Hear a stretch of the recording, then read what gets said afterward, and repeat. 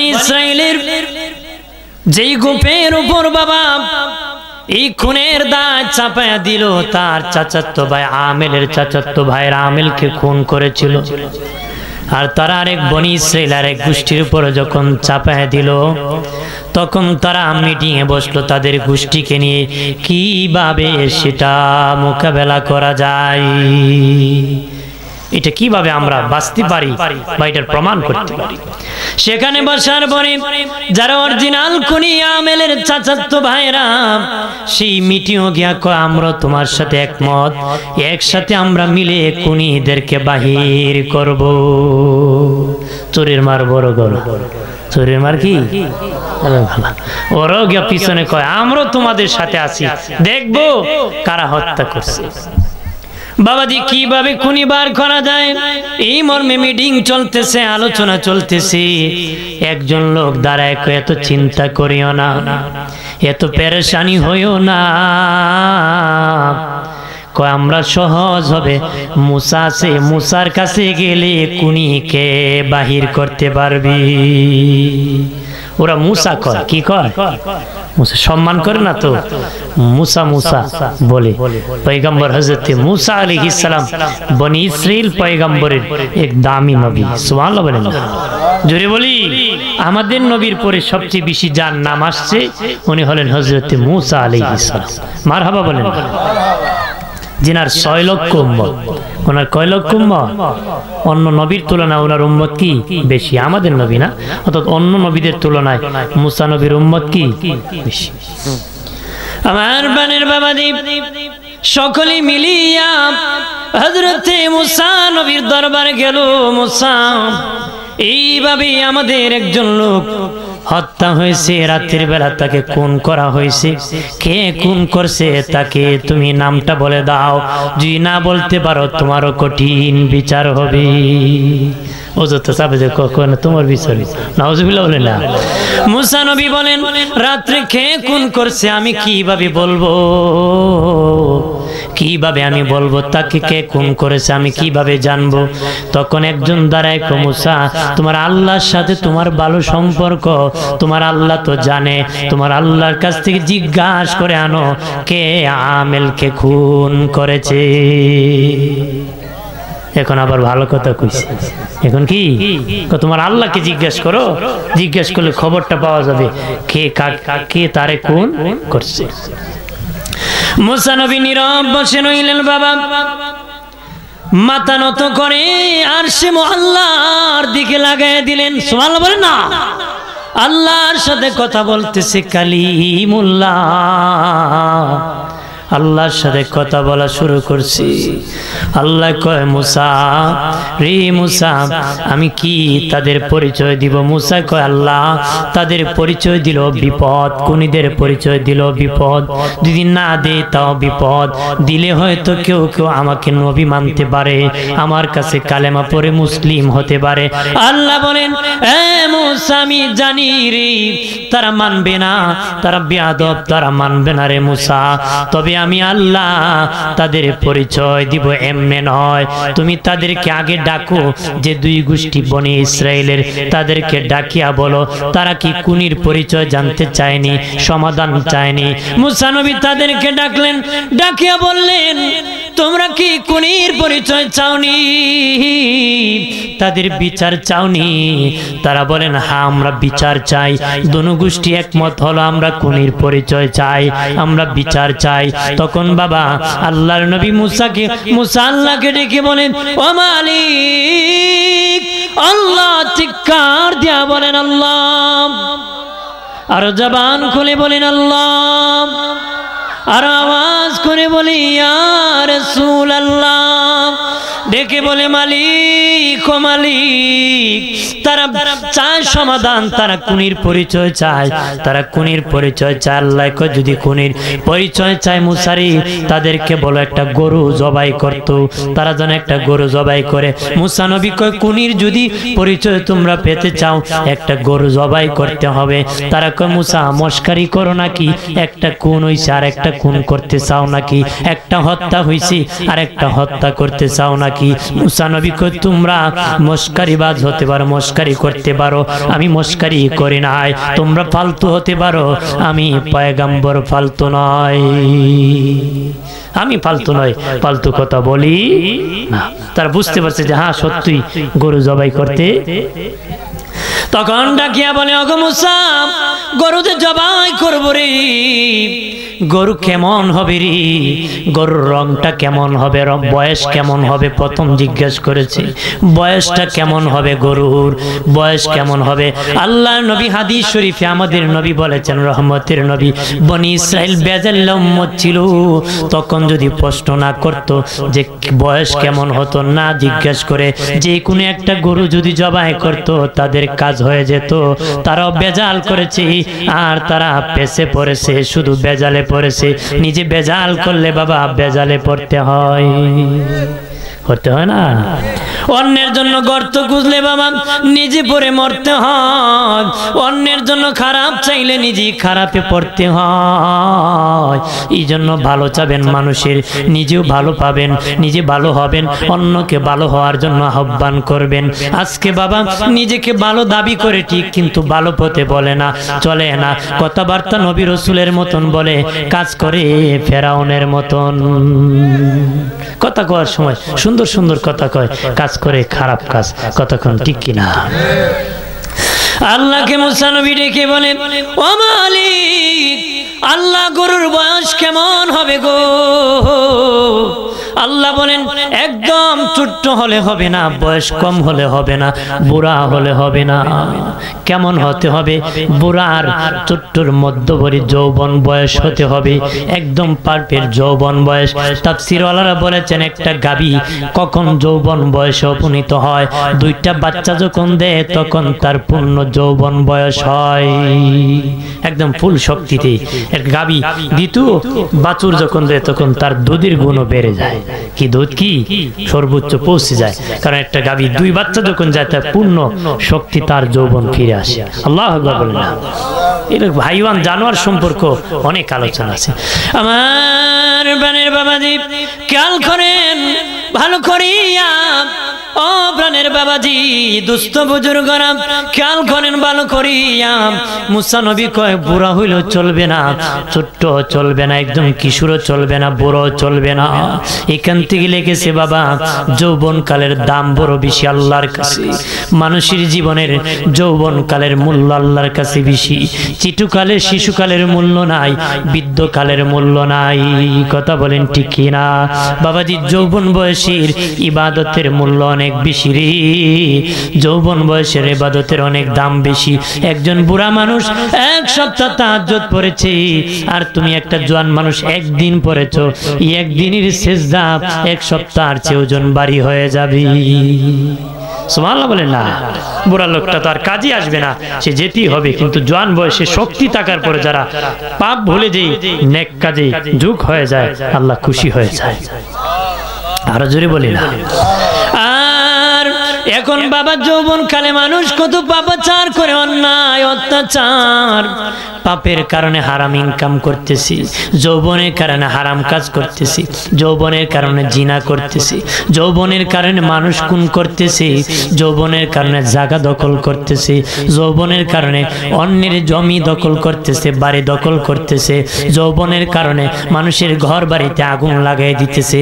শক্তি, যৌবনী শক্তির কারণে বাবা অন্যায় অত্যাচার পাপাচারে ভরে গেছে। ও জানে না ওর মতন কত যৌবনী শক্তি নিয়ে বাবা কত মানুষ কবরে চলে গেছে, হুন্ডা অ্যাক্সিডেন্টে জায়গায় মরে গেছে, টাকের নিচে পড়ে মরে গেছে, পানির নিচে ডুবে মরে গেছে, গ্যাসের বোতল বাস্টে হয়ে মরে গেছে, তার কবরে বড় তাল গাছ উঠে গেছে। উঠতেছে না? উঠতেছে। অথচ শক্তির কারণে সে টের পায় না, যৌবনী শক্তির কারণে। এটা একটা কঠিন সময়, পরীক্ষার সময়। কথা বলেন ঠিক কিনা? এই তোমরা খালি উঠো বসো কেন? চলে যাইতে নাহলে বসতা, দৌড়স কেন বেটা? ওদের চলে যাও নাহলে বসো। একটু দোষী বরে সাল্লাল্লাহু আলা, জবান খুলে পড়ি জোরে সাল্লাল্লাহু।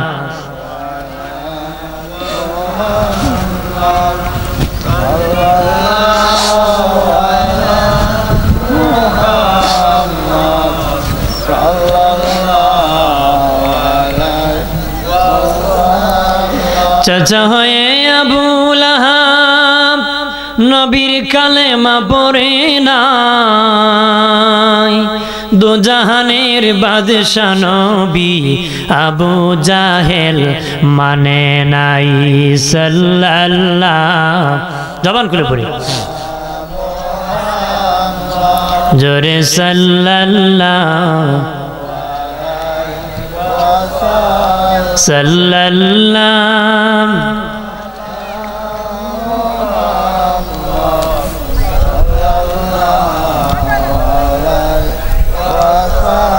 খারাপ লাগতেছে নাকি?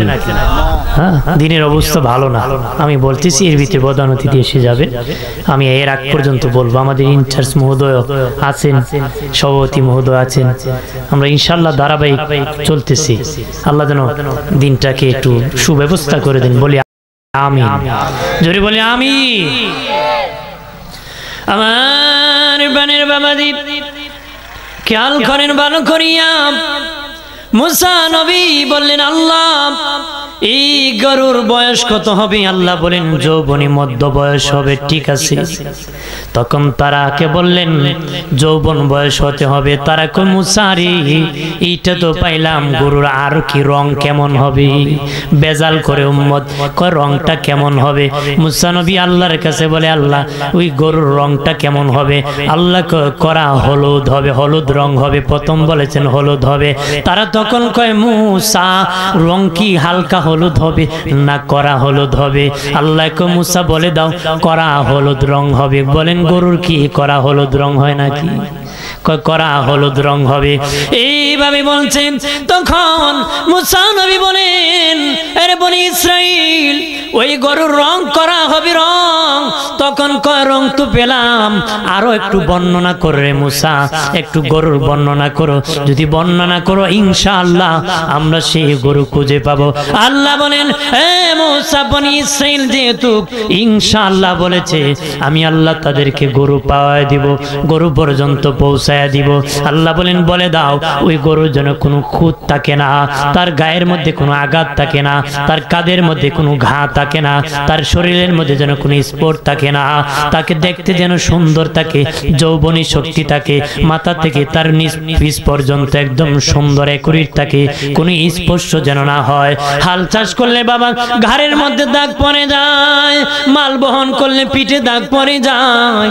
আল্লাহ বলেন মুসা বলে দাও পিঠেও যেন দাগ না থাকে, কাঁধেও যেন দাগ না থাকে, কোনো ব্যবহার যেন না হয়ে থাকে, একদম সুন্দর একুরেট একটা গরু লাগবে। মুসা নবী বলে দিলেন রে বনি ইসরাইল এমন একটা গরু লাগবে রে, কাঁধে যেন কোনো দাগ না থাকে, পিঠেও যেন কোনো দাগ না থাকে, একদম সুন্দর, একদম সুন্দর লাগবে। একুইট ফুল হলুদ কালার, ফুল কালার, একদম বেশি কালারে হলুদ লাগবে। তখন বনি ইসরাইল চার দলে বিভক্ত হয়ে গেল। একদল পূর্ব দিকে বের হলো, আরেকদল পশ্চিম দিকে বের হলো, আরেকদল উত্তর দিকে বের হলো, আরেকদিক দক্ষিণ দিকে বের হলো। চারদিকে দলে দলে বের হলো। বের হও দেখো এইরকম গরু কোথায় আছে। আমেলের খুনি বের করব। কিভাবে বের করব? গরুর প্রয়োজন, তারপরে আমরা খুনি বের করব। এইদিকে আমেলকে দাফন করা হতেছে না, খুনি বার করার জন্য তাকে রাখা হয়ে গেল, আমেলের লাশ রাখা হলো বাবা। এইদিকে বাবা তারা বের হইছে। ওই সময় বনি ইসরাইলের যুগে মুসা নবীর একজন উম্মত ছিল ইমানদার। ওই ব্যক্তি বিয়ে করেছে, তার ববির পেটে একটা বাচ্চা গিয়েছে। অসুস্থ হয়ে যখন মৃত্যুর শয্যায় চলে আসলো, বিদায় হয়ে যাবে, বিবিকে ডেকে বলে বিবি আমার যে সন্তান হবে রে, আমি তো বিদায় হয়ে যাব, আমি তো বিদায় হয়ে যাব, ইন্তেকাল হয়ে যাব। ওই জঙ্গলে আমার সন্তানের জন্য গরুর একটা বাছুর আমি রেখেছি। আমার সন্তানের বয়স যখন 18 হবে তারে বলবা সেই গরু যেন সে জঙ্গল থেকে আনে। মারহাবা বলেন না। বলতেছে বিবি রে তোমার পেটে আমার সন্তান আছে, আর আমি বিদায় হয়ে যাব, আর আমি বিদায়ের আগে রে বিবি জঙ্গলে একটা গরুর বাছুর আমি রেখেছি। আমার ছেলের বয়স, সন্তানের বয়স যখন 18 বছর হবে, তখন বলবা ওই জঙ্গল থেকে যেন গরুটা সে নিয়ে আসি। তার বিবি আশ্চর্য হলো, গরুর বাছুর এখন ছাড়বে আর 18 বছর পরে গরু আনবে, এটা কি আশ্চর্য। আর কোনো পাল্টা উত্তর দেওয়ার সুযোগ পায় না। ওই বনি ইসরাইল ইমানদার যুবক ইন্তেকাল হয়ে গেল বাবা, তার বিবির করে ছেলে সন্তান জন্মগ্রহণ করলো। ওই সন্তানকে লালন পালন করতেছি, বড় হতে হতে বয়স যখন 11 বছর হয়ে গেল, 11 বছর যখন হয়ে গেল, ওই সন্তান মাকে আর কোনো কাজ করতে যায় না বাবা, নিজে মায়ের কাজ সবগুলা করে, মার কাজে হেল্প করে, মায়ের বাজার সদাই করে, মায়ের কাপড় চোপড় ধুয়ে দেয়, মাকে হেল্প সাহায্য করতেছে, মার কষ্টে বাবা শেয়ার করতেছে। মাও খুশি, মাকে দেখে বলে মা গো আমার বাবা নাই, তুমি মেহনত করিয়া আমাকে লালন পালন করতেছো গো মা, এখন তুমি আর কষ্ট করা লাগবে না, আমি ইনকাম করে তোমাকে খাওয়াবো, তোমার যত কাজ আছে আমি করব। আজকে 25 বছর পর্যন্ত মা বাবা সন্তানকে আগলায় ধরে রাখে। নাদান সন্তান শিক্ষিত হইয়া চাকরি পেয়ে বাবা বিয়ে করে উত্তরের ঘরে খায়, মা বাবার খবর রাখে নারী আসেনি, কথারই হই না, আছে না, অভাব নাই। এখন মামলা হয়, বাবা সন্তানের নামে মামলা করতেছি, সন্তান বাবার নামে অভিযোগ করতেছে, কতক্ষণ ঠিক কিনা। নাফরমানি এসে গেছে, বন্ধন ভেঙে গেছে, রক্তের মূল্য কমে গেছে। হ্যাঁ চলছে কিনা আমার বানের বাবা দ্বীপ।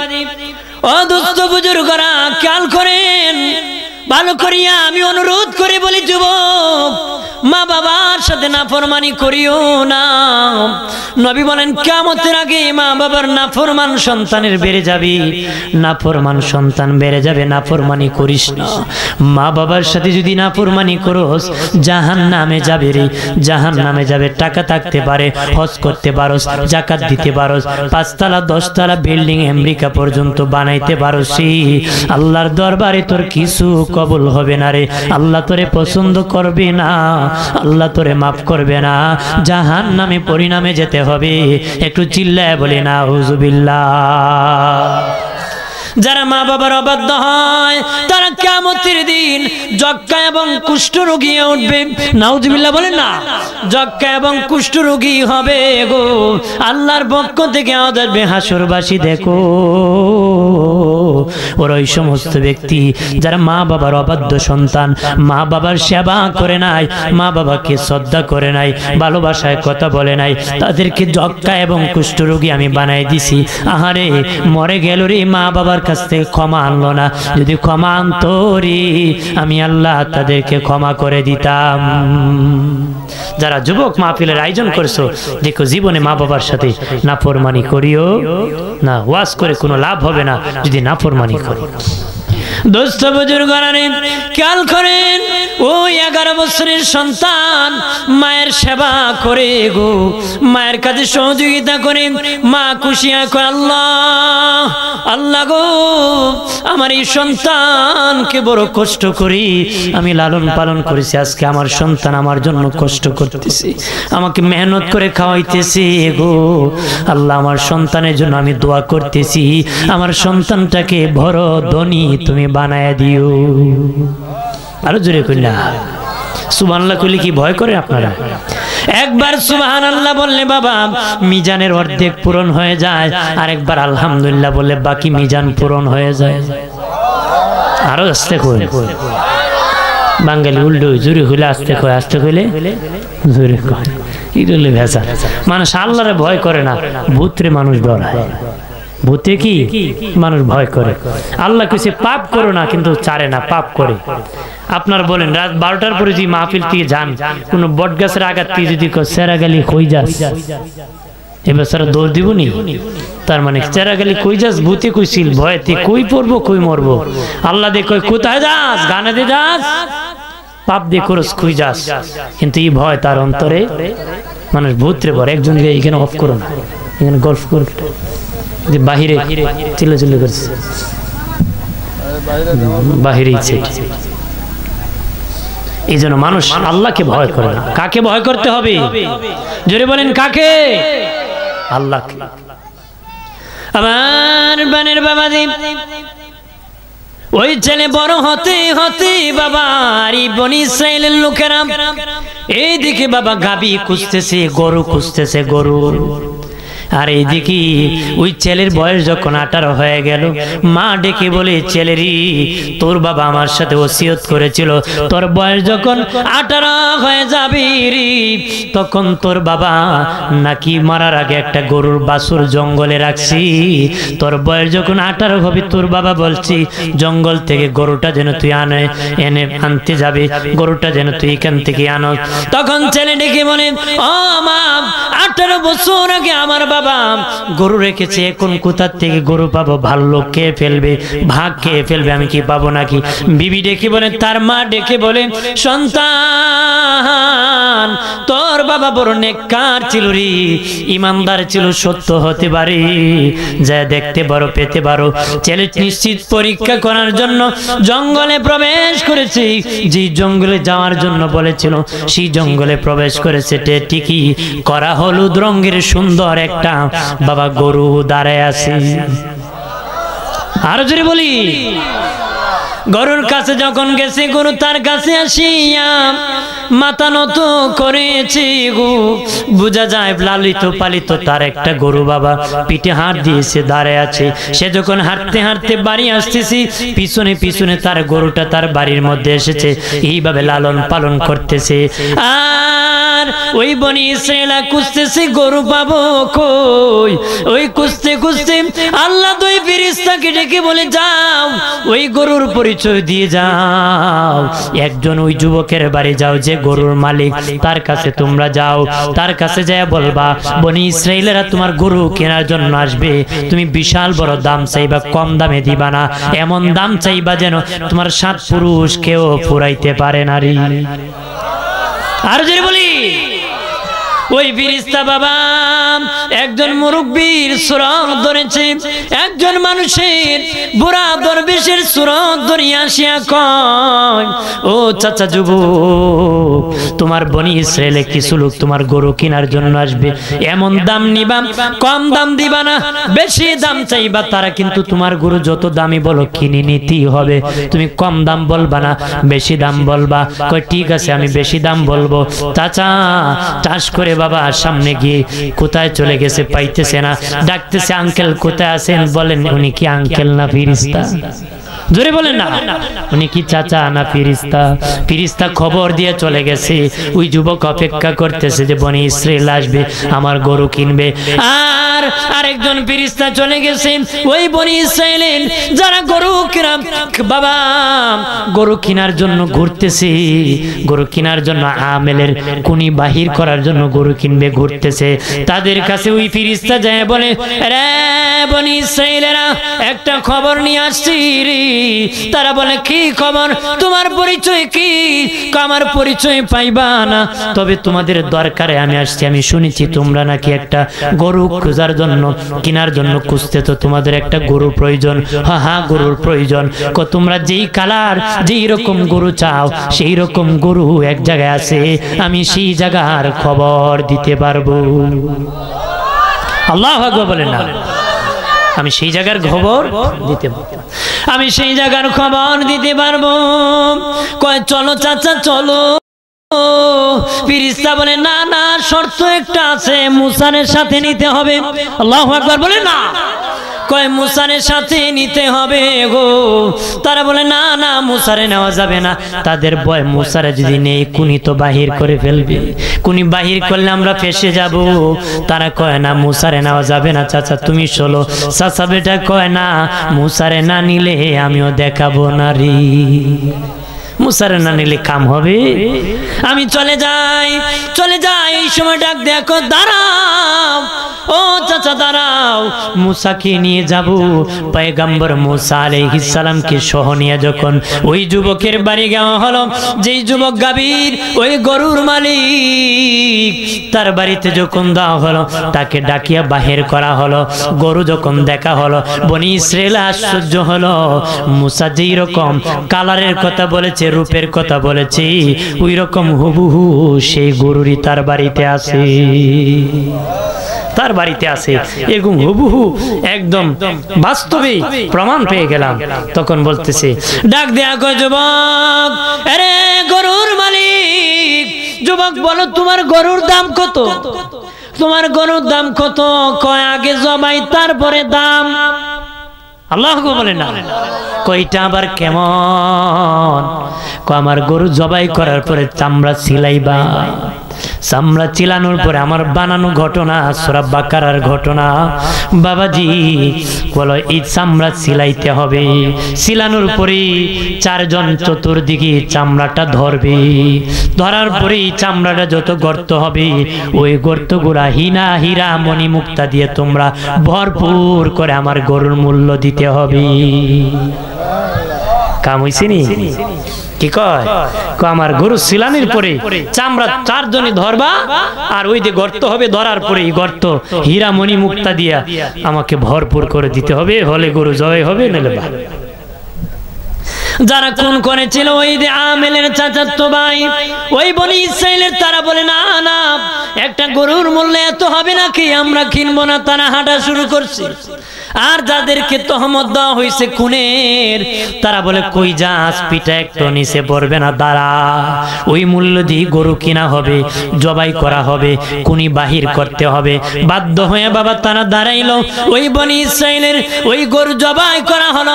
জবাই করার পরে বাবা চামড়া চিলানো হলো রে, চামড়া চারজনে ধরলো, ওই পাকা গর্তগুলা হীরামণি মুক্তা দিয়ে ভরপুর করে দিল, ভরপুর করে গেল। মা দোয়া করেছিল, আল্লাহ আমার সন্তানকে ধনী বানায় দাও, আল্লাহ কবুল করে ধনী বানায় দিছে। আরো জোরে বলি, জোরে বলি, ধনী বানাই দিছে বাবা। এই বনে 1 টাকার মালিক হয়ে গেছি, ধনী হয়ে গেছি। তখন বনি ইসরায়েল বলে, মুসা রে, তুমি তো বলেছ কুনি বাহির করবা, কিসের মাধ্যমে?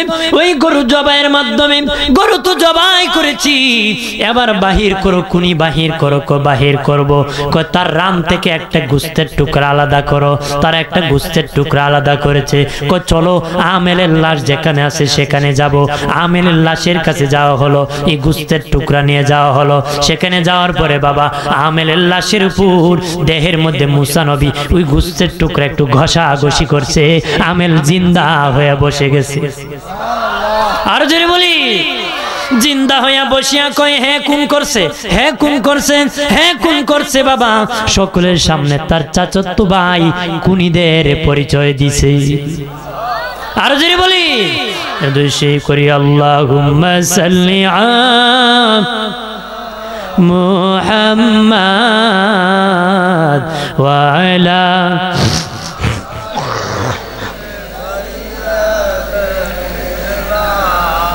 মোহাম্মদ ওয়া আলা আলি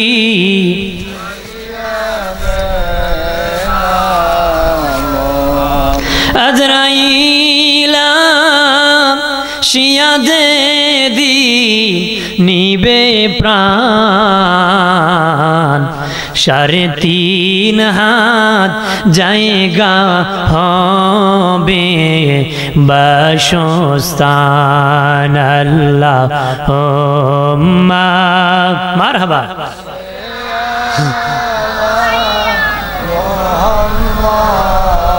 ওয়া আলা আলি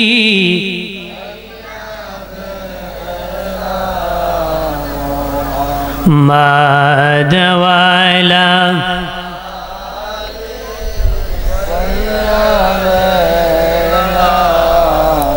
কান্দায়ো না, কান্দায়ো না নবীকে, নবীকে কাঁদাইলে কাঁদবা হাসরে। আল্লাহুম্মা মোহাব্বতে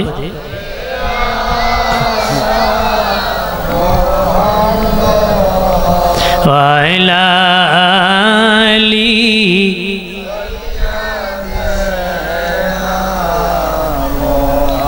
মাদওয়ালা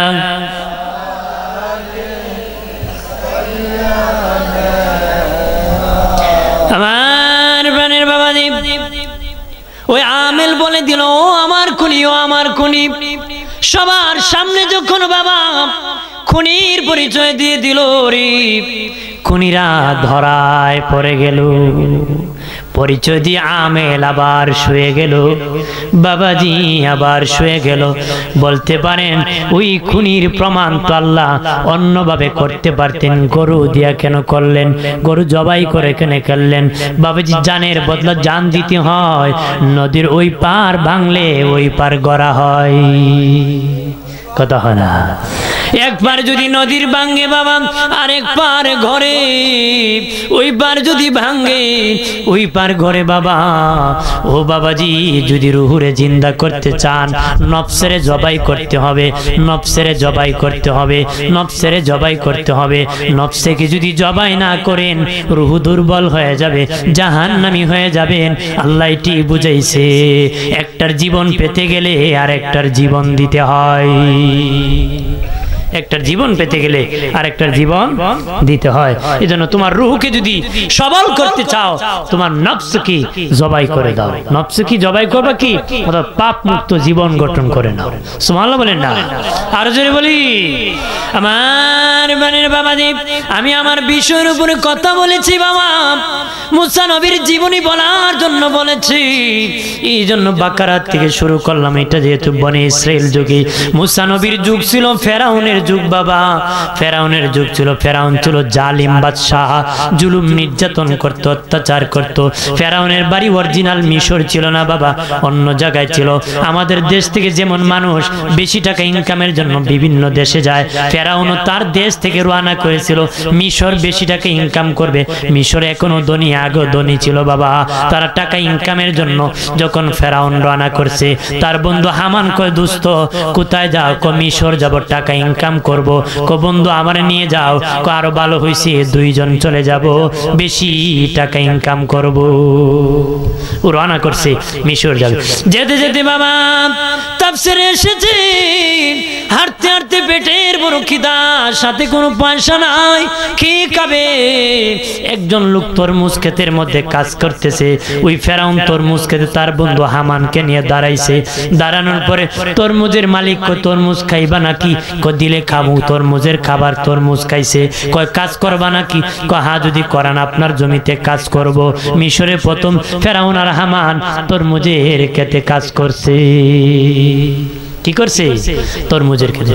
ওই তরমুজের খেতে কাজ করতে করতে বাবা মিশরের বাদশা একটা বিজ্ঞপ্তি দিল, মিশরের কবরস্থানের দারোয়ান নিযুক্ত করা হবে।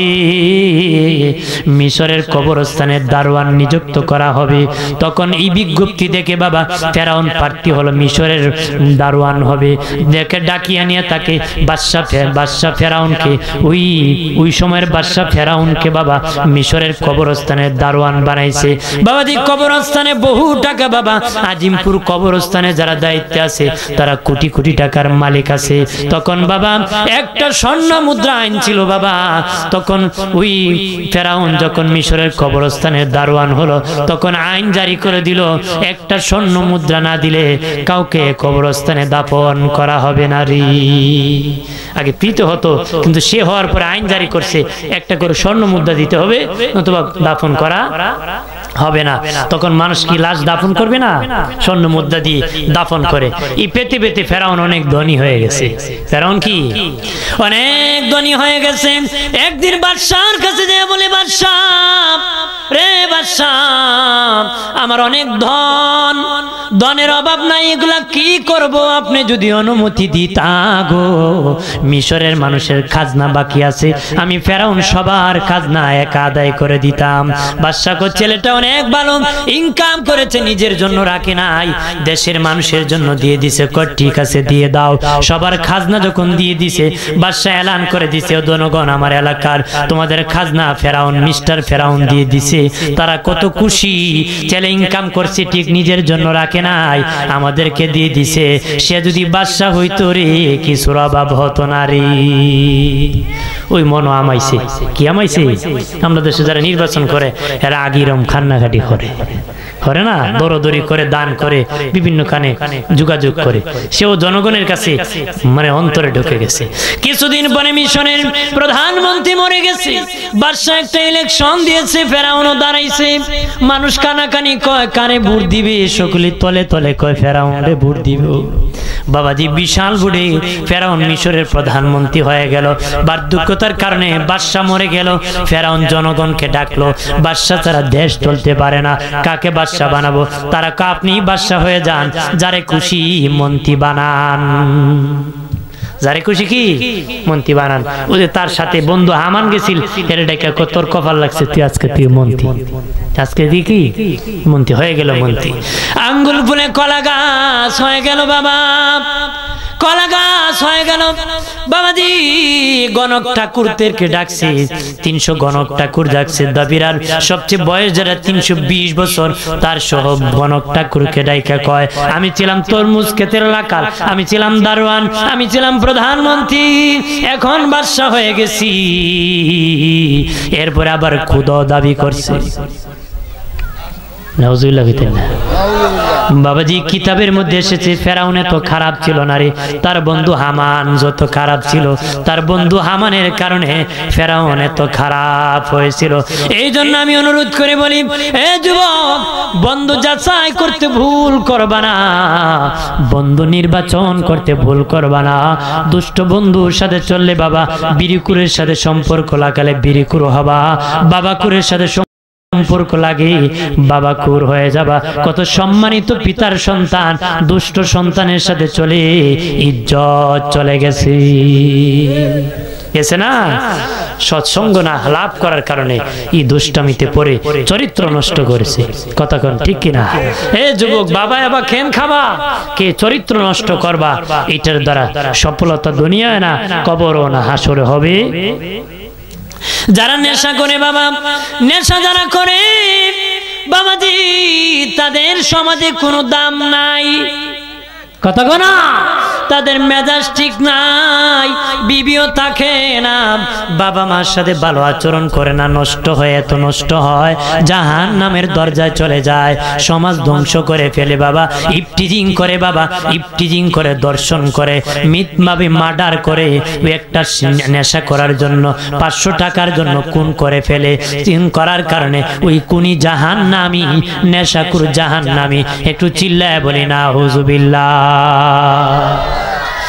এইদিকে ফেরাউন ডেকে বলে, এখন আমি ক্ষুধা, আমার খবর কি? আঙ্গুল ফুলে কলা গাছ। তারা বাবা বাবিয়া বলতেছি, বাদশাহ অবস্থা ভালো না, আগামী 3 মাসের মধ্যে একজন নবী আসবে, একজন সন্তান বনি ইসরাইল আসবে, যার নাম হবে মূসা, তার কারণে আপনার রাজত্ব তো যাবে যাবে, প্রাণও আপনার চলে যাবে। ফেরাউন ভয় পেয়ে কয়, আমার কাছে ক্ষমতা আছে, ব্যবস্থা করতে হবে।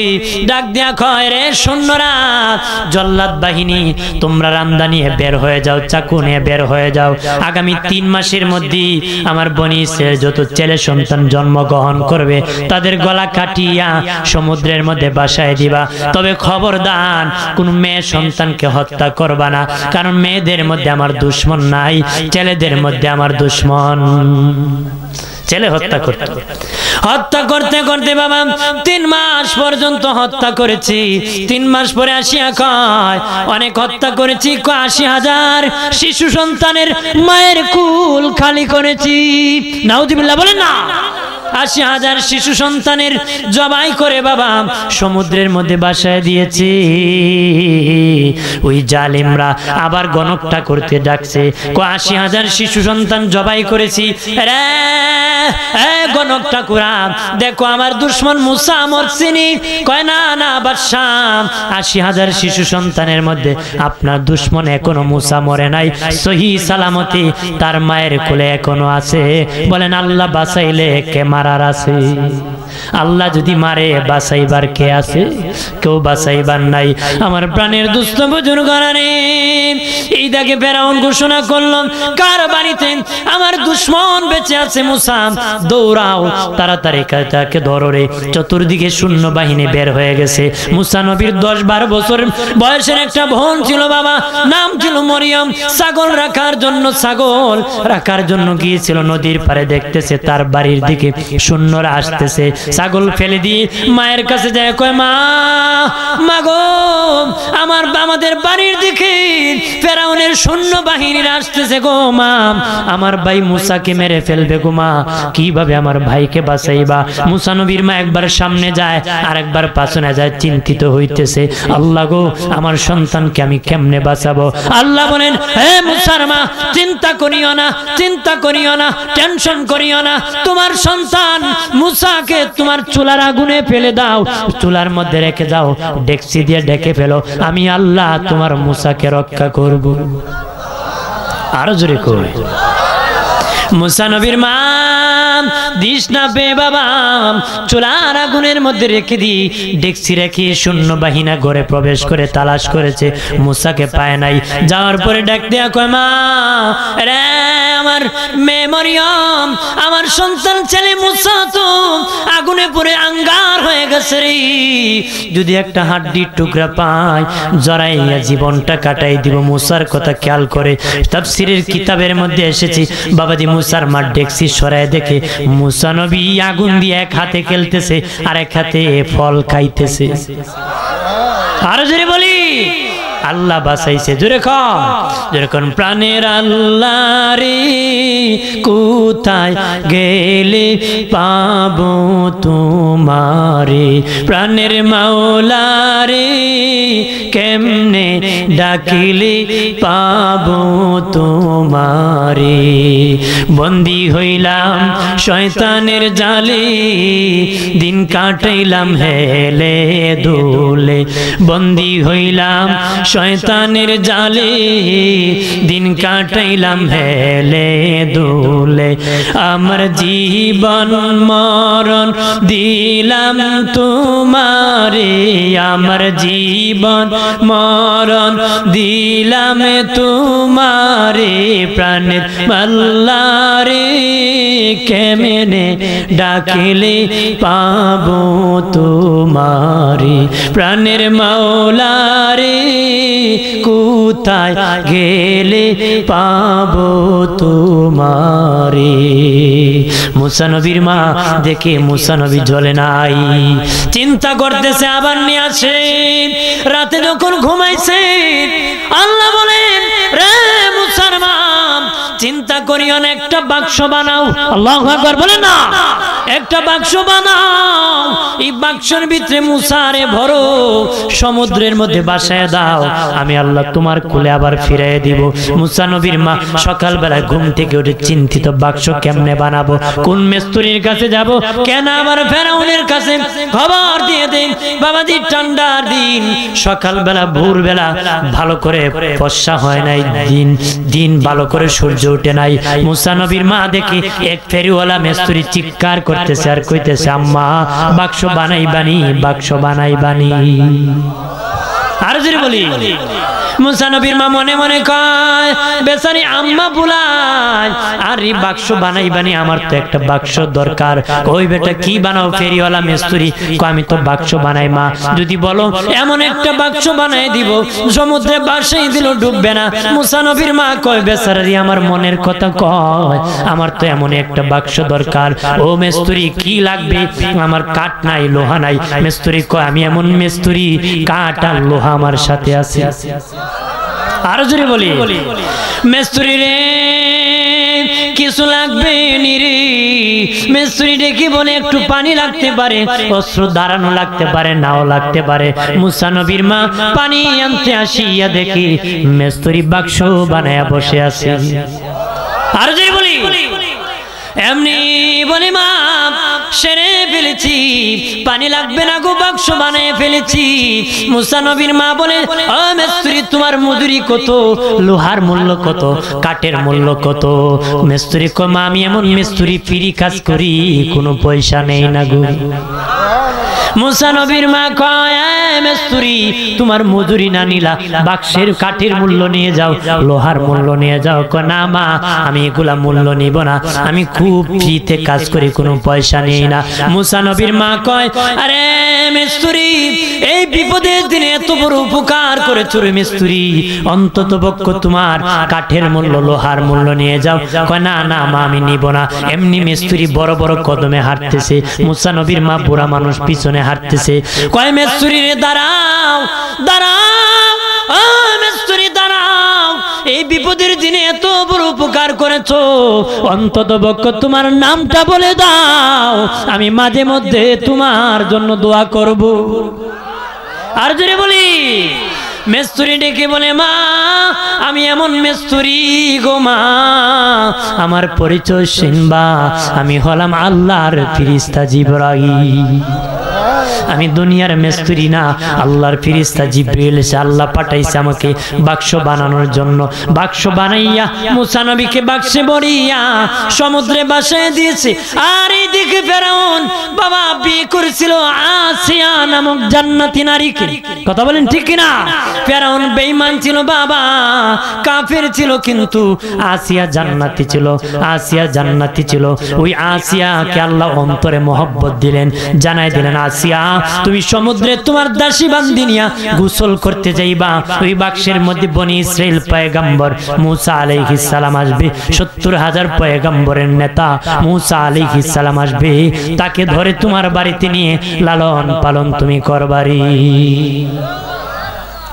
আসিয়া সমুদ্রে গিয়েছে, আর বাক্স তার দিকে যখন এগিয়ে যাচ্ছি, ধরে দাসিরাম বাক্স খুলো। বাক্স খুলে দেখে পূর্ণিমার চাঁদের চেয়ে সুন্দর ফুটফুটে একটা ছেলে বসে আছে। বাবাজি ছেলে নিয়ে বাড়ি গেছে, ফেরাউনকে ডাক দিয়া কও তোমার ঘরে তো সন্তান জন্ম দেওয়ার যোগ্যতা নাই, তোমার তো ছেলে সন্তান যোগ্যতা নাই, বাচ্চা জন্ম দেওয়ার, আমাদের তো কোনো সন্তান নাই। বাবাজি বাবা মরে যাওয়ার পরে সন্তান ওই উত্তরসূরি হয়, জায়গা জমির রাজত্বের মালিক হয়। তুমি যে রাজা, তারপরে কে মালিক হবে? একটা সন্তান দরকার, তো তুমি আমাদের এই মিশরে ঢোল পিটে দাও। বলো আমি ফেরাউন আসিয়ার ঘরে আমার একটা ছেলে হইছে। কি হইছে? ফেরাউন রে কয় ঢোল পিটাও বলে আমার একটা ছেলে হইছে আসিয়ার ঘরে। ফেরাউন বর্ষিপাত পুরা দিশ পিস না ভাই কয় ঢোল পিটা আমার একটা ছেলে হইছে। সুবহানাল্লাহ বলেন না? আল্লাহ যদি ঘাড়ে ধরে পালায় কেউ কাটা সম্ভব আছে? আল্লাহ পালাইবে ওই ফেরাউনের দরবারে। হযরত মুসা আলাইহিস সালাম ফেরাউনের বাড়িতে ঢোল পিটায় দিল, যে ফেরাউনের ছেলে হইছে আসিয়ার ঘরে। আল্লাহু আকবার বলেন না? তখন বাবা নিয়ম ছিল দুধ মা দ্বারা দুধ পান করাবি। বাদশা এলান করে দিল, কে আচরি বড় অঙ্কের অফার, আমার ছেলের দুধ পান করাবো। কে দুধ মাছ, দলে দলে নারীরা আসতেছে, বাদশার ছেলে হইছে দুধ পান করাবো। কত সুন্দর সুন্দর নারী আসে বাবা, কুলে নে, কিন্তু মুসা নবী কারো দুধ খায় নারী। আল্লাহু আকবার বলে না? সারা মিশর খুঁজতে খুঁজতে সব নারী এনেছেন, মুসা নবী কারো দুধ পান করে নারী। ফেরাউন বলে সে কি নাই খেয়ে না খেয়ে মরে যাবে নাকি রে? ভালো করে খোঁজ না। একজন আসিয়া কয় ও বাদশা সবাই চলে আসছে, একজন নারী এখনো বাসায় আছে, ওই নারীটা এখনো আসে নাই, ওই নারী আনিয়া দেখতে পারি। আনার পরে যখন ওই মহিলার কুলে যখন মুসা নবীকে দেওয়া হলো, দিতে দেরি, দুধ পান করতে দেরি নাই, উনি ছিলেন মুসা নবীর মা। আরো জোরে বলি। তখন সুন্দর সুন্দর দামি দামি কাপড় চোপড় মুসা নবীর মাকে দিল বাবা, দামি দামি খাবার খাওয়ার কথা বললো, দামি জায়গা দিল, বাসস্থানের দিল। বলেন আল্লাহ ব্যবস্থা করছেনি? জোরে ক, আমার আল্লাহ ব্যবস্থা করে দিছে। জুলুম বেশি ভালো না, জুলুমের পরিণাম ভালো নারী। 80,000 শিশু সন্তান ওই মুসাকে মারার জন্য মারছে, কিন্তু ওই মুসাকে তার বাড়িতে আল্লাহ পাঠাইছে। মারহাবা বলেন। 4 বছর হয়ে যায়। কয় বছর? 4 বছর হয়ে যায়। ওই হারামি একদিনও কুলে লয় না। হারামি কি একদিনও কুলে লয় না বাবা। তার সন্দেহ ইটি কয়টি মুসইব। আসিয়া কো তোমার শুধু সন্দেহ জমে গেছে, তোমার খালি সন্দেহ জমে গেছে। রাজ পোশাক পরাইয়া বাবা মুসা নবীকে কুলে নিয়ে কয়, মানুষ তো বিশ্বাস করবে না তোমার ছেলে, তুমি একদিনও কুলে লেও না, আমি তো দেখতেছি তোমার অবস্থা, আজকে কুলে নিয়ে চুমু খাও। এমনি বাবা ফেরাউন হাত বাড়াইছে, মুসা নবীকে কুলে উঠাইবি। কি উঠাইবি? এইভাবে ডান হাত বাড়াইছে, এইভাবে যেন হাত বাড়াইছে। আর মুসা নবী ডান হাত দিয়ে ফেরাউনের গালের মধ্যে তাপ্পর মারছে। তাফসীরের কিতাবের মধ্যে এসেছে মুসা নবীর তাপ্পরের সুরে ফেরাউন একটা চিৎকারের আওয়াজ দিয়েছিল। 3 থেকে 4 মাইল পর্যন্ত আওয়াজ শোনা গেছে। কয় মাইল? 3 থেকে 4 মাইল পর্যন্ত চিৎকারের আওয়াজ শোনা গেছে। মানুষ কান্দে কান্দে দৌড়ে আসতেছে, খোদায় খেরে কান্দে। মানুষ কি? মানুষ দৌড়ে আসতেছে, খুদায় কেন কান্দে? এখন যদি ফুলায় চোর মারছে জন্য খুদায় কান্দে, শরম না? গোলামদেরকে আমি এমনি কান্দি। কি কান্দে? এমনি কান্দতেছি। আমার প্রাণের বাবাজি, ওই ফেরাউনের কাছে একদিন ইবলিস এসেছিল। ইবলিস আসিয়া বলে, আরে ফেরাউন, তুমি তো খুদা, নবীকে, তোমার নবীকে খুদা হলে নবী লাগে। ফেরাউন কো, আমি একলই খুদা, নবী আবার কেন? নবী আবার পামু কই? তখন শয়তান কো, দেখো তো আমারে তোমার পছন্দ হয়নি। কি কয়? শয়তানে কয়, আমি নবী হইলে তোমার পছন্দ হয়নি। খুদা যারা মানতো তার বৃষ্টি দরকার হলে ফেরাউনের কাছে বলতো, ফেরাউন দোয়া করলে আল্লাহ আবার বৃষ্টি দিত। কারণ সেজদায় পরে রাত কাঁদতো। ফেরাউন কইতো, আল্লাহ আমি জানি তুমি খুদা, কিন্তু আমার খুদা বললে ভালো লাগে, আল্লাহ তুমি বৃষ্টিটা দিয়ে দাও, আমি দুনিয়ার স্বাদ গ্রহণ করতে চাই। যেন আল্লাহ বৃষ্টি দিত। এবার শয়তান ডেকে বলে, ওগো ফেরাউন, এবার তো নবী আছে, বৃষ্টি আল্লাহর কাছে বলবা না, বৃষ্টি দরকার হলে আমার কাছে বলবা। এবার নবী আছে, উম্মতেরা বান্দার আসিয়া কই, খুদা বৃষ্টি দরকার গো, বৃষ্টি দরকার এমনি।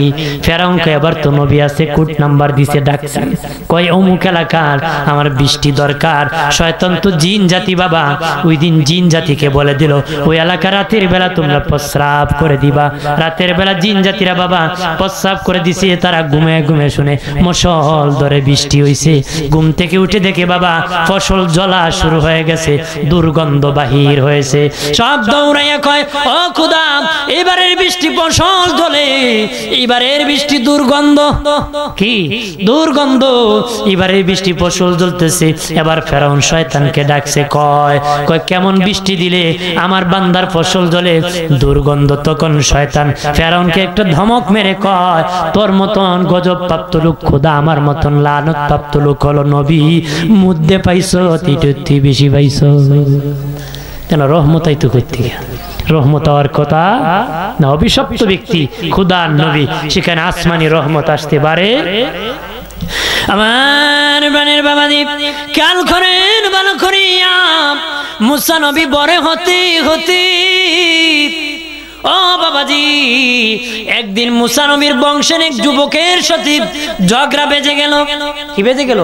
ফেরাউনের বংশ আর মুসা নবীর বংশের এক লোকের সাথে, ফেরাউনের বংশের এক কিপ্টির সাথে মুসা নবীর বংশের এক লোকের তর্ক বেজে গেল। মুসা নবী বংশের পক্ষ নিয়া কিপ্টিকে ঘুষি মারলেন বাবা। নবী তো নবীর শক্তি, জওয়ানি 40 জন যুবকের শক্তি, একজন নবীর গায়ে তাকে এক ঘুষিতে কিপ্টি জায়গায় মারা গেছে। তার লোকেরা দৌড়াইয়া যায় ফেরাউনকে বলে, ওগো ফেরাউন, তোমার বংশের লোক মেরে ফেলছে। কয় কে মেরেছে? কয় তোমার পালক পুত্র মুসা মেরেছে। তখন ফেরাউন বলতেছে, তাকে ধরিয়া আনো রে, কঠিন বিচার করব। মুসা নবীর কাছে একদল আসিয়া কইল, মুসা কঠিন বিচার হবে, পলাও দেশ থেকে। মুসা নবী ওই দেশ থেকে পলায়ন করে বাবা ওই দেশ থেকে দেশান্তর হয়ে মাদিয়ান চলে গেলেন। ওইখানে মাদিয়ান চলে গেলেন, দেশান্তর হয়ে গেলেন, কারণ ওই ফেরাউন তাকে হত্যা করে ফেলবে। ওই ভয়েতে বাবা দেশ থেকে দেশান্তর হয়ে গেলেন। সুবহানাল্লাহ বলেন না? আর জোরে বলি। আমার প্রাণের বাবাজি, ও দুস্থ বুজুর্গরা, ওই দেশে যখন চলে গেলেন তখন মুসা নবী কই যাবেন, কেউ তো পরিচয় নাই, বাড়ি নাই, ঘর নাই, খাবেন কই? বাবাজি একটা কুয়ার পাশে বসে আছেন, কোথায় যাব, কই খাবো? দেখবেন মানুষ হুরা পাড়া করে কুয়ার থেকে পানি নিতেছে, কলস ভরে নিতেছে, উট ভেড়া দুম্বাকে পানি পান করাইতেছে। তবে দুইটা নারী দাঁড়িয়ে আছে, তারা হুরা পাড়া করে না, তারা দাঁড়িয়ে আছে। মুসা নবী কই তোমরা কেন রে হুরা পাড়া করতেছো না? সবাই হুরা পাড়া করে পানি নিতেছে, খাওয়াইতেছে। তোমরা কেন নিতেছো না? আমরা নবীর আওলাদ, সকলের সাথে হুরা পাড়া আমরা করি নারী। আরো জোরে বলি দেশে পরে আল্লাহুম্মা সাল্লি আলা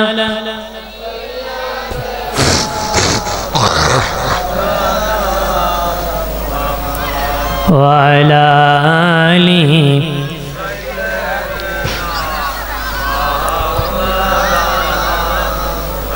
মোহব্বতে পড়েন দরুদ ও মুমিন ভাই বসিয়া, মোদের দরুদ শোনেন নবীজি রওজা পাকে শুইয়া।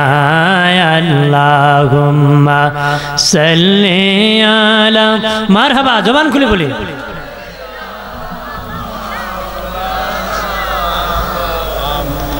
আলা আলি।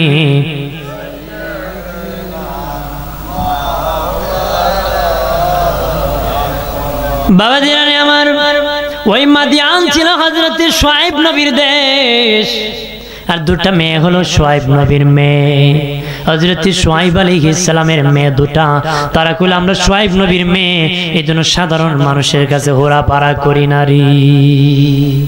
তখন মুসা আলাইহিস সালাম নিজ হাতে তাদেরকে পানির ব্যবস্থা করলেন। তারা পানি নিয়ে, অন্যদিন রাত হতো, ওই দিন অন্য অনেক আগে চলে গেছে। শুআয়ব নবী ডেকে বলে, মা ও মা, অন্যদিন অনেক রাত হয়ে যায়, সন্ধ্যা হয়ে যায়, অনেক রাত হয় গো মা, আজকে দিনের বেলায় চলে আসছো, কারণ কি? কয় বাবা গো, একজন যুবক ছেলে আমাদেরকে সাহায্য করেছি, এই জন্য আমরা দ্রুত তাড়াতাড়ি চলে আসতে পেরেছি। হযরত শুআয়ব নবী কয়, এই যুগে যে যুবক এত বড় সাহায্য করতে পারে, সে পয়গম্বর ছাড়া আর কেউ হতে পারে না রে।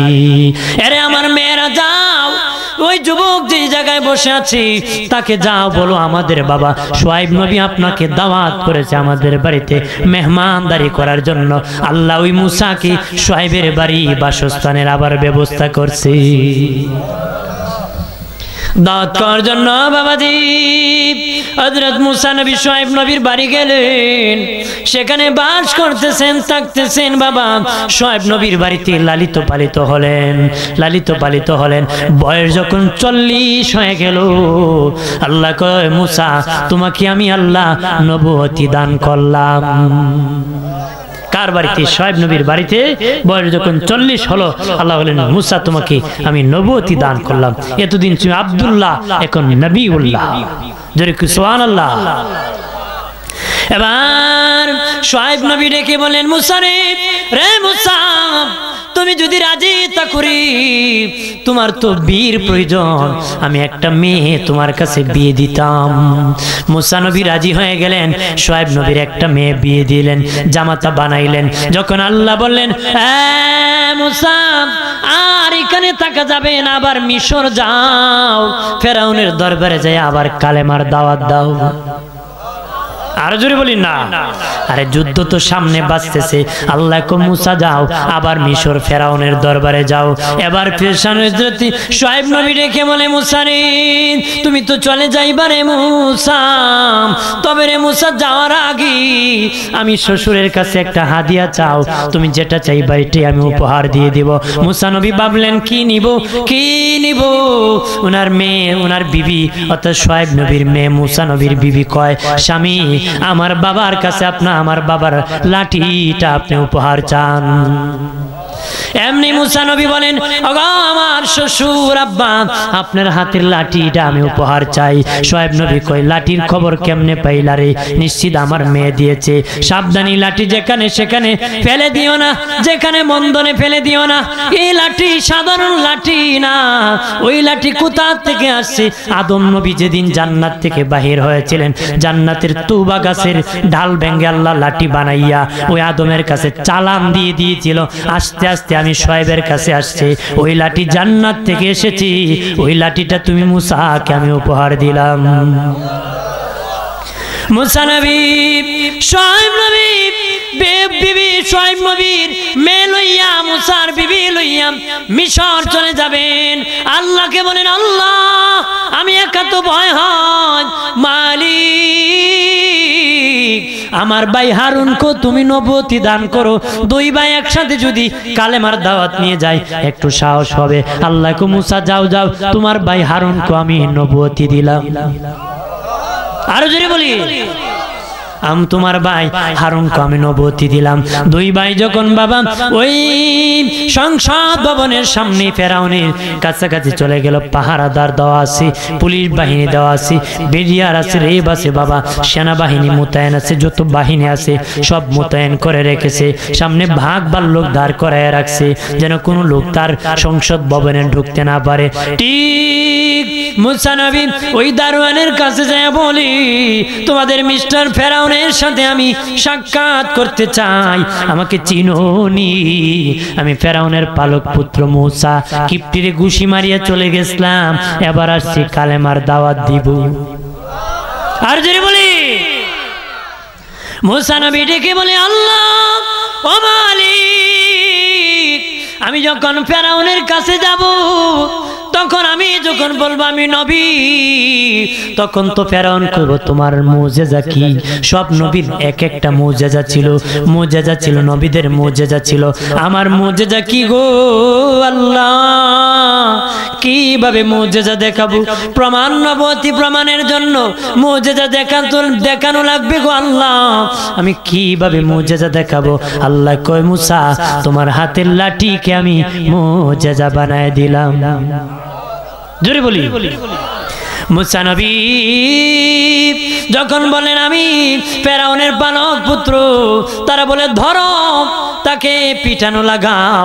তখন একজন আরেকজন দারোয়ানকে কয়, পিটাইস না তার পালক পুত্র, ফেরাউনের কাছে খবরটা পৌঁছায় দেখ কি বলে। তারা দৌড়ায় কয়, বাদশা ফেরাউন আপনার পালক পুত্র মুসা এসেছে, সে আপনার সাথে সাক্ষাৎ করতে চায়, সে নাকি নবী হয়ে গেছে, আপনারে কালেমার দাওয়াত দিতে চায়। মুসা তখন ফেরাউন কয়, আন তারে বল সংসদ ভবনে প্রবেশ করার জন্য। ফেরাউন চাইছে মস্কারি করবে, মুসার সাথে ঠাট্টা করবে, কয় হেরে আমার ঘরে খাওয়াইলাম, লালন পালন করলাম, ও বুঝি আবার নবী হয়ে গেছে, ধর তারে বল আমার সংসদ ভবনে প্রবেশ করার জন্য। মুসা নবী তার ভাই হারুনকে নিয়ে যখন প্রবেশ করলেন, তখন মুসা নবী দাঁড়ায় বললেন, ও এমপিরা, ও মন্ত্রীরা, ও প্রেসিডেন্ট, প্রধানমন্ত্রী, তোমাদেরকে আমি নবুয়তির দাওয়াত দিতেছি, তোমরা কালেমা পড়ো, লা ইলাহা ইল্লাল্লাহু মুসা কালিমুল্লাহ। মুসা কালিমুল্লাহর কালেমার দাওয়াত দিতেছি, কালেমার দাওয়াত দিতেছি বলতেছে। তখন ফেরাউন কয়, মুসা তুমি নবী হইছো, তোমার মুজিজা কি? সব নবীর মুজিজা ছিল, তোমার কি মুজিজা? মুসা নবী কয়, আল্লাহ আমার কি মুজিজা? আল্লাহ কয়, তোমার হাতের লাঠি ছাড়ো, আমি আল্লাহ মুজিজা দেখাবো। মুসা নবী হাতের লাঠি ছেড়ে দিয়েছে, বাবা বিশাল বড় অজাগর সাপ হয়ে গেছে। আল্লাহু আকবার বলেন না, বিশাল বড় অজাগর সাপ হয়ে গেছে গো। মুসা নবী নিজেই বলেন, আমি সাপ দেখে ভয় পেয়ে গেলাম নিজে, সর্বনাশ, হাতে ছিল একটা কাঠের লাঠি, আর এটি বুঝি সাপ হয়ে গেল। তখন ফেরাউন ভয়ে কম্পন শুরু হয়ে গেল, কাঁপতে শুরু করলো, ডাক দিয়া কয়, মুসা রে তোর সাপ তাড়াতাড়ি সামলা রে, যেইভাবে হা করছে আমার সামনে, কে ফেললো তো কালেমা পড়তে পারবো না রে, বাঁচলেন রে, আমি কালেমা পড়তাম, তাড়াতাড়ি বাঁচা, ওই অজাগর সাপটা তামা।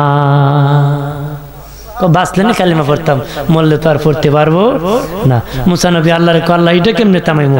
আল্লাহ কয়, তুমি আবার ধরো, ধরলে আগের মতন লাঠি হয়ে যায়। মুসা নবী যেই ধরছে আগের মতন লাঠি হয়ে গেছে।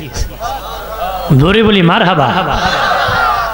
তখন ফেরাউন বলে মুসা এটা তোমার মুজিজা না রে মুসা, এটা তোমার জাদু। নাউজুবিল্লাহ বলেন না। আরে মুসা এটা তোমার মুজিজা নয়, এটা জাদু। আগামী কাল আসবা, আমার জাদুর সাথে তোমার পরীক্ষা হবে। ৮০,০০০ জাদু নিয়া, জাদু বিদ্যা যারা হাসিল করে তাদেরকে হাজির করছে ফেরাউন। আর মুসা নবী একাই তার লাঠি নিয়ে হাজির হয়ে গেছে বাবা। তখন মুসা নবী বলতেছেন তোমরা আগে তোমাদের জাদু ছাড়ো, আমি কাপুরুষ না, আগে আমারটা ছাড়বো, তোমরাটা আগে ছাড়ো। ৮০,০০০ জাদু বাবা যখন ছাড়া হয়েছে একসাথে মুসা নবী লাঠি ছেড়ে দিছি। মুসা নবীর লাঠি ছাড়ার সাথে সাথে অজাগর সাপ হয়েছে। কিতাবে এসেছে লাঠি হা করে নাই বাবা, নাক দিয়া এইভাবে টান দিয়েছে নাকের শ্বাসের সাথে। ৮০,০০০ জাদু তার পেটে হজম করছে। আর জোরে বলি আল্লাহর পক্ষ থেকে এই নবীর কাছে মুজিজা দিয়েছে। দুনিয়ার জাদু খাইবে, যেরকম খাইবে দুনিয়ার জাদু খাবে না। নাকের শ্বাস দিয়া বাবা ৮০,০০০ জাদু খেয়ে ফেলছে। সব জাদু বিদ্যারা সেজদায় পড়ে গেছে। ওই দেখিয়া অনেক এমপি মন্ত্রী আর জাদু বিদ্যাবিদরা কালেমা পড়ে মুসলিম হয়ে গেছে। আর জোরে বলি বাবাজি ফেরাউন এখান থেকে পলাইছে গো। মুসা নবীর দল বাড়ি হয়ে গেছে, পাল্লা বাড়ি হয়ে গেছে। মানুষ দলে দলে মুসলমান অনেকে হইতেছে। ফেরাউন ষড়যন্ত্র করতেছে মুসাকে কিভাবে হামলা করা যায়, দমন করা যায়, মারা যায়। ও বাবাজি আগেই বলেছি বনি ইসরাইল জাতিরা বড় বেয়াদব জাতি ছিল, অকৃতজ্ঞ জাতি ছিল। তাদের কৃতজ্ঞতা ছিল না বাবা, তাদের শুকরিয়া ছিল না রে, তারা অকৃতজ্ঞ জাতি ছিল। মুসা আলাইহিস সালামের উম্মতেরা তার বনি ইসরাইল জাতি ছিল রে। এই দিকে বাবাজি এইভাবে চলতেছে মুসা নবী ফেরাউনের হাতে জুলুম নির্যাতনের শিকার হয়ে বাবা একদিন ফেরাউন বাহিনীরা শট করতেছে মুসা নবীকে দৌড়ানো শুরু করছে। মুসা নবীর উম্মত নিয়া মুসা নবী দৌড়তে সাগরের কিনারে গিয়েছে। সামনে দেখে রাস্তা নাই, আল্লাহকে বলে মালিক আল্লাহ সামনে তো আর কোনো রাস্তা নাই, পিছনে ফেরাউন বাহিনী আসলে আমাদেরকে হত্যা করে ফেলবে। ও মালিক কি করবো? আল্লাহ কো মুসা তোমার হাতের লাঠি দিয়া বাড়ি দাও, আমি আল্লাহ রাস্তা বানায় দিব। মুসা নবী লাঠি দিয়ে একটা বাড়ি দিলেন, একটা ব্রিজ হয়ে গেল। মুসা নবীর সাথে 12 গোত্রের মানুষ ছিল বাবা। যেমন আমাদের মধ্যে গোত্র আছে পাঠান গোত্র বাবা, চৌধুরী গোষ্ঠী, তালুকদার গোষ্ঠী, ওই রকম ভাবে মুসা নবীর সাথে 12 গোষ্ঠী 12 গোত্রের লোক ছিল। তারা কয় মুসারি আমরা 12 গোষ্ঠীর লোক এক রাস্তা দিয়ে যাব না, আমাদের 12 গোষ্ঠীর 12টা রাস্তা লাগবে। মুসা নবী কয় আল্লাহ তাহলে এরা তো এক রাস্তা দিয়ে যেতে চায় না, আল্লাহ কয় রাস্তা 12টা করো, আরো 11টা বাড়ি দাও। মুসা নবী 11টা বাড়ি দিলেন, রাস্তা হয়ে গেল। তাদের উম্মত নিয়ে ওই পার হয়ে চলে গেলে। আর যদি বলি এই দিকে ফেরাউন বাবা তার লস্কর বাহিনী লইয়া ওই সাগরের কিনারে যখন আসছি দেখে বিশাল বড় রোড, কিন্তু গোড়া দেখে কোনো রোড নাই। ফেরাউনের চোখে আল্লাহ রোড দেখায় ঠিক, বলেন রোড কি ফেরাউনের জন্য বানাইছে আল্লাহ না মুসার জন্য বানাইছে? জোরে কর। ফেরাউন চেয়ে দেখে রাস্তা বিশাল বড় রাস্তা, কিন্তু বাবা ঘোড়া দেখে কোনো রাস্তা নাই। ফেরাউন ঘোড়াকে আঘাত করতেছি, ঘোড়া নামে না। ঘোড়া কিন্তু পানির নিচের মাটি শক্ত না নরম, উপর থেকে বলতে পারে। ঘোড়া নামতেছে না। আল্লাহ বলেন ও জিবরাইল আমি ফেরাউনকে এবার ধরবো রে, পানির মধ্যে ধরবো। সে যদি না নামে আমি ধরবো না, আমি আল্লাহ সুযোগ দিয়েছি এবার আর ছাড় দিব না। এবার তারে জনমের ধরা ধরবো, আমি ধরে ফেলবো। আল্লাহ বলেন আরে জিবরাইল তাহলে কেমনে নামাবো? যাও জান্নাত থেকে একটা ঘোড়া নিয়ে যাও, একটা ঘুড়ি নিয়ে যাও, একটা ঘুড়ি লইয়া ওই ঘোড়ার সামনে পানি দিয়ে হাঁটায় নিয়ে যাও। একটা ঘুড়ি নিয়ে জিবরিল সমুদ্রের উপর দিয়ে যখন টক টক করে পানির উপর দিয়া ওই ঘুড়ি হাঁটিয়া যায়, ফেরাউনের ঘোড়ায় কয় ঘুড়ি জাগা, আমি কেন পারবো না? এমনি বাবা লাভ দিছে, পাল দিছে, এমনি আল্লাহর ফেরেশতা জাতা দিয়া ধরছে। আল্লাহু আকবার। যখন পানিতে চুবানি খাইছে এবার ফেরাউন কয় আমি ঈমান আনতেছি ওই আল্লাহর প্রতি। ওইভাবে ডাইরেক্ট যদি বলে ভুলও হইতে পারে, সে উল্লেখ করে কয় আমি ঈমান আনতেছি মুসা আর হারুন যে আল্লাহর প্রতি ঈমান আনছে। আরো জোরে কয় আমি ঈমান আনতেছি মুসা আর হারুন যে আল্লাহর প্রতি ঈমান এনেছে। আল্লাহ কো জিবরিল আমি আল্লাহর দিল বড় নরম রে, আমি আল্লাহর দিল বড় নরম।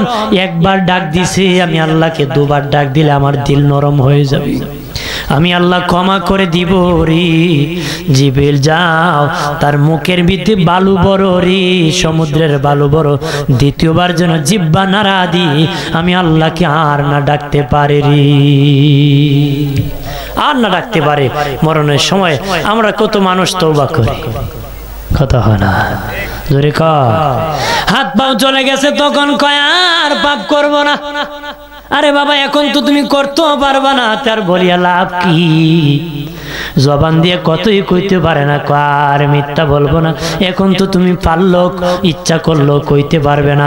তখন বলা দরকার ছিল যখন হাঁটতে পারো, চলতে পারো, কথা বলতে পারো, তখন জবানকে হেফাজত করার প্রয়োজন ছিল রে।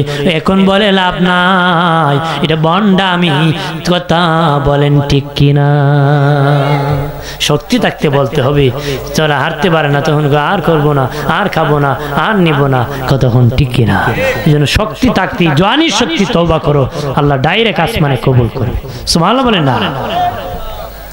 আমার বানের বাবাজি, আল্লাহ বলেন এই ফেরাউনকে আমি এই সমুদ্রে ডুবায় মারবো। পানি খাবে না, মাটি খাবে না, কোন মাছ খাবে না, কোন প্রাণী খাবে না। আমি আল্লাহ তাকে রক্ষা করব, তার লাশটাকে আমি সেভ করব, কোনো কিছুকে খাইতে দিব না।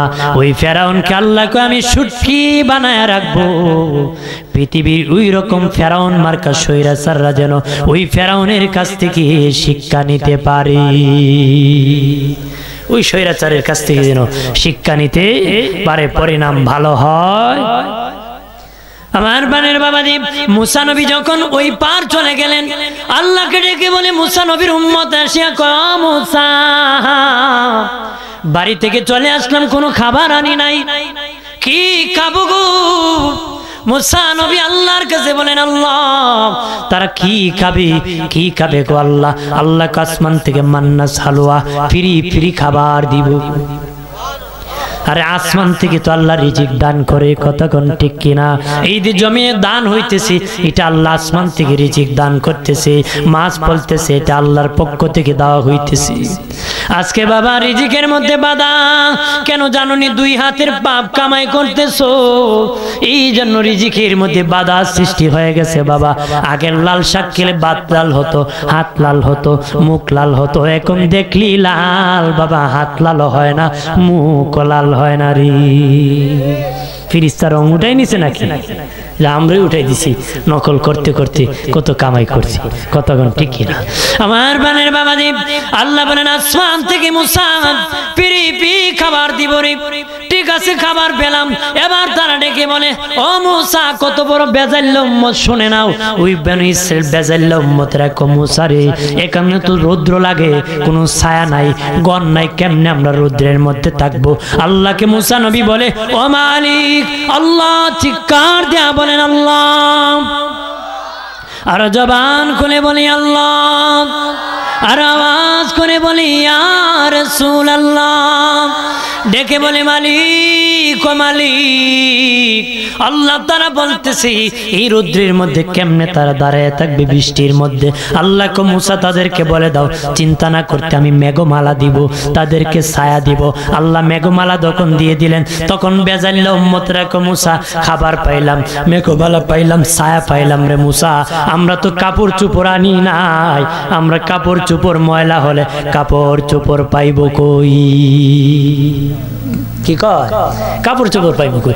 আল্লাহ বলেন মুসা রে, আরে মুসা তাদেরকে জানিয়ে দাও তাদের কাপড় চোপড় জীবনে ময়লা হবে না রে। আল্লাহু আকবার বলেন না?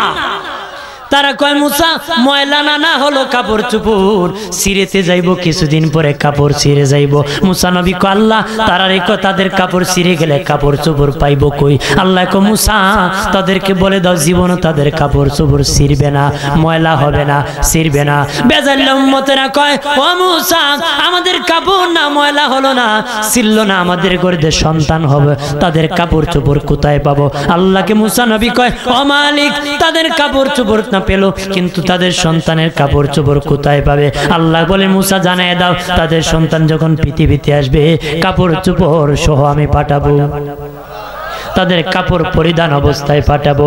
এবার বেজাল্লা উম্মতরা কয় মুসা আমাদের সন্তান ছোট্ট ছোট্ট আসবে, সন্তান যখন বড় হবে কাপড় তো ছোট হয়ে যাবে, তখন কাপড় আমরা পাবো কই? মুসা নবী কয় আল্লাহ তারারই কয় কাপড় নাকি ছোট হয়ে যাবে, ছেলে বড় হয়ে গেলে তখন কাপড় পাইবো কই? আল্লাহ কয় মুসা তাদেরকে জানায়া দাও তারা সন্তান যেমন বড় হবে কাপড়ও তেমন বড় হবে। আরো জোরে বলি আরে এত কিছু আল্লাহ দিছে রে, আমার আল্লাহ এত কিছু দিয়েছে। বেঈমানের বিপক্ষে যখন যুদ্ধ করবে বললে চলো, তখন কয় মুসা তুমি আর তোমার খোদাই যুদ্ধ করো, আমরা যুদ্ধ করব না, এরা নিমক হারাম, নিমক হারাম। চিল্লায় বলি না আউযুবিল্লাহ। আল্লাহুম্মা সাল্লি আলা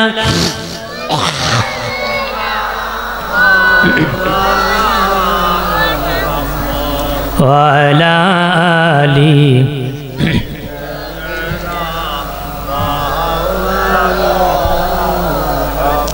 এ দরাতে সে নবী না দেখিলেন বাবার মুখ,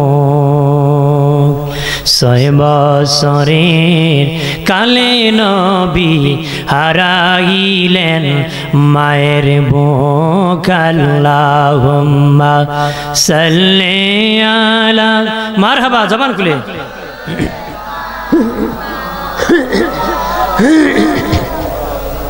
ওয়ালা আলি